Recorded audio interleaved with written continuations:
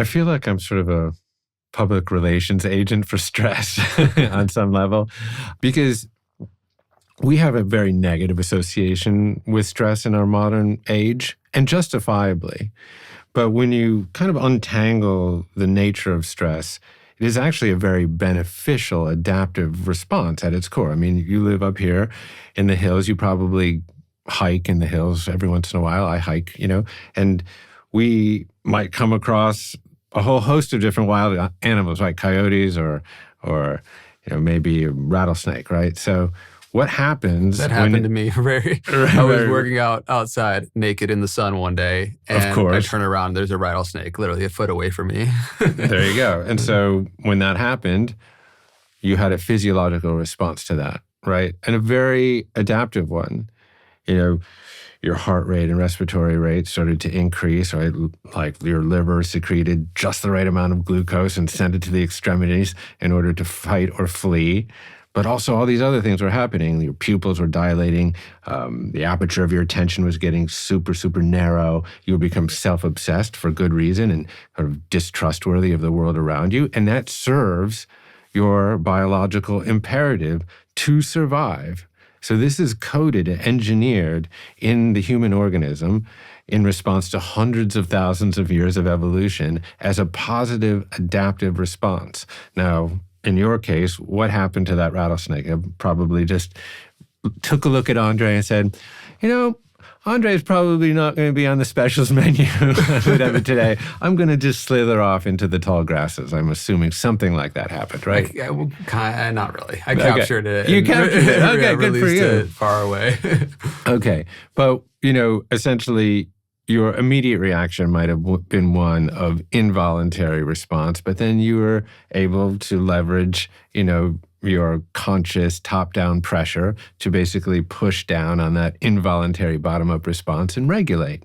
And this is what happens. I mean, if you're on a trail and the, snake slithers away, your body returns to homeostasis. And that's totally normal, and that's good. Your heart rate and respiratory rate decrease.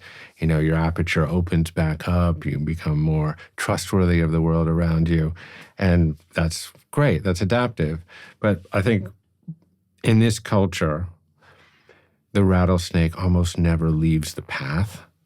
So we're constantly and chronically stressed.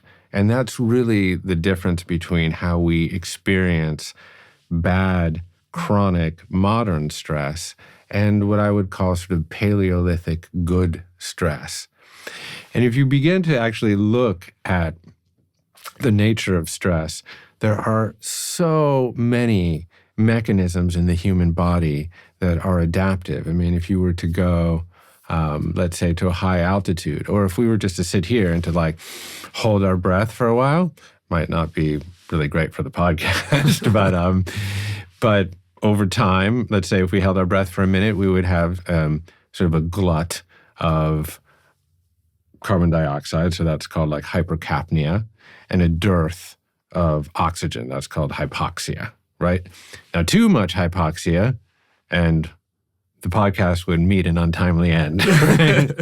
Because too much hypoxia, your brain is not going to get enough oxygen, and you'll sign off one last time here on Know Thyself. But the right amount of hypoxia actually triggers this unbelievable adaptive response in the human body. So you have these little chemoreceptors right here on the side of your carotid arteries, and they say, oh my God, Andre's got a buildup of carbon dioxide. What are we going to do? Hey, make some more red blood cells down there because we need additional couriers. I'll stop doing that. We need additional couriers for oxygen because oxygen then gets shuttled to our cells and our mitochondria for energy production. Our mitochondria then becomes hyper efficient at making energy in hypoxic situations. Sort of also brilliantly, carbon dioxide mitigates body pH balance. So your body's going to get a tiny bit more acidic if you hold your breath for a couple minutes. And that's totally adaptive because in that acidity, hemoglobin sort of loses its affinity for oxygen. So hemoglobin is that little protein in the red blood cells that takes the oxygen and goes, okay, here we're going off to the blood cells. And if it's more likely to release it, that's better for energy production. So this is just like one of hundreds and hundreds of sort of pre-programmed adaptive responses to stress that exist in the human body. But we've largely stripped all of those stressors out of the way that we live. So like, for example, like nutrient deficiency or calorie restriction is actually totally adaptive. It's really good for us. Not only does it keep André nice and lean and lithe and a wonderful figure. Thanks, brother. Yeah.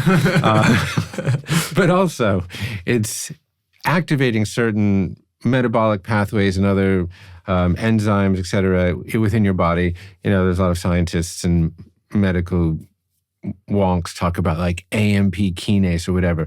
These pathways for restoration and repair in the human body that stimulate these processes like autophagy and cellular cleanup and all this kind of stuff.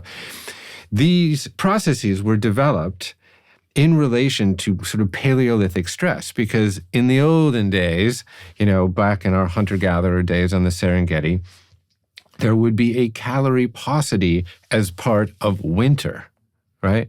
But now we live in this age where winter never really comes.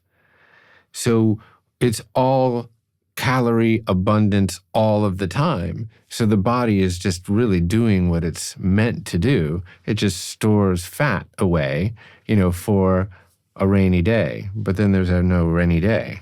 And so this is like, I think one of the greatest tensions that exist in modernity are these evolutionary mismatches where we essentially evolved for a certain amount of stress, but since the Industrial Revolution and really accelerating over the last 50 or 70 years, we've engineered our lives at every single turn, often in the name of profit, for ease and convenience. And that ease is creating a lot of dis-ease, and that convenience is creating, candidly, a lot of inconvenient truths that we have to grapple with. Yeah, you've said that chronic disease is the cause of chronic ease, or the result of chronic ease. Yeah. And in so many ways, our biology has been hijacked by modern living. And there is that evolutionary mismatch on so many different levels, right? Yeah.